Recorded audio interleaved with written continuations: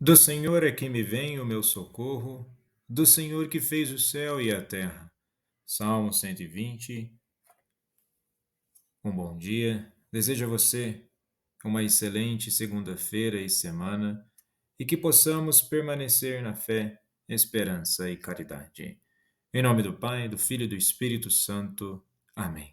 Recorramos sempre à poderosa intercessão de Maria Santíssima, nossa Mãe, e de São José, o Justo. O Senhor é a proteção de nossa vida e que possamos depositar a nossa confiança em Deus.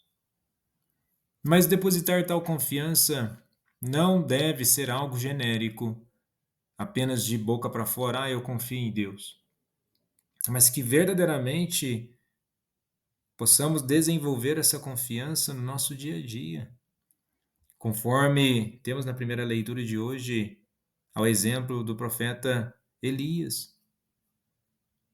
E na primeira leitura de hoje, no primeiro livro de Reis, capítulo 17, do versículo 1 ao 6,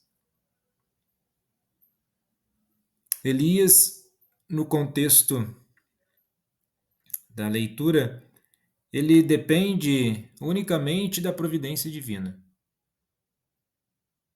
Ele partiu e fez como o Senhor lhe havia ordenado e foi morar junto à torrente de Carite, que está de frente ao Jordão. Os corvos traziam-lhe pão e carne, tanto de manhã como de tarde, e ele bebia da torrente. Mas por qual razão ele está ali? Por que ele se desloca? É o contexto histórico. Aqui é um trecho crucial. O rei Acabe é descrito no livro de Reis, no capítulo 16, versículo 30, como alguém que fez o que era mal aos olhos do Senhor, mais do que todos os que foram antes dele. E ele introduziu e promoveu o culto a Baal em Israel, o que levou o povo a se afastar de Deus. E Elias é levantado como profeta para confrontar essa apostasia, esse pensamento contrário a Deus. E Elias aparece de forma abrupta na narrativa, já com uma mensagem poderosa para o rei Acabe. Ele coloca a sua proposta, aquilo que Deus lhe havia falado, e ele é perseguido por causa disso. Então temos aqui, né, esse conflito de ideias, e ele se distancia do rei para proteger a sua vida e depende unicamente da provisão divina. Ou seja, o texto enfatiza a dependência total de Elias em Deus para a sua sobrevivência. A seca declarada por Elias e a subsequente provisão sobrenatural sublinham que Deus é o verdadeiro provedor. E não Baal. A obediência de Elias e a resposta divina reforçam confiança no cuidado providencial de Deus. E é o exemplo da soberania de Deus na vida do ser humano. Independentemente se o ser humano acredita ou não, a manifestação de Deus ocorre. A manifestação de Deus não depende da fé de uma pessoa para acontecer. Agora, para que de fato a vida do ser humano seja transformada, é preciso um ato de fé, é preciso um mover humano.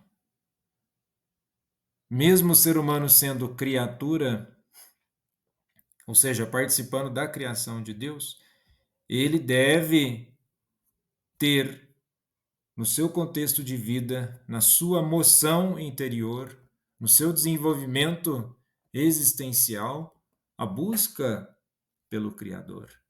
E o interessante é que no Evangelho de hoje, em Mateus 5, do versículo 1 ao 12, temos as bem-aventuranças. Podemos nos perguntar inicialmente o que são as bem-aventuranças? A palavra grega traduzida por bem-aventurado significa bem-estar e prosperidade espiritual. E é uma palavra que se refere à alegria profunda da alma. Aqueles que experimentam a primeira parte de uma bem-aventurança, os pobres, os que choram, os mansos, os que têm fome de justiça, os misericordiosos, os puros, os pacíficos e os perseguidos, também experimentarão a segunda parte da bem-aventurança, Reino dos céus, conforto, herdarão a terra, saciados, misericórdia, verão a Deus, chamados filhos de Deus, herdarão o reino dos céus. Os bem-aventurados têm uma parte na salvação e têm entrado no reino de Deus, experimentando um pouco do céu. Uma outra possível versão de cada bem-aventurança é uma exclamação de quão felizes os. As bem-aventuranças descrevem o discípulo ideal e sua recompensa tanto no presente quanto no futuro. A pessoa que Jesus descreve nesta passagem tem uma qualidade diferente em seu caráter e estilo de vida daqueles que estão fora do reino.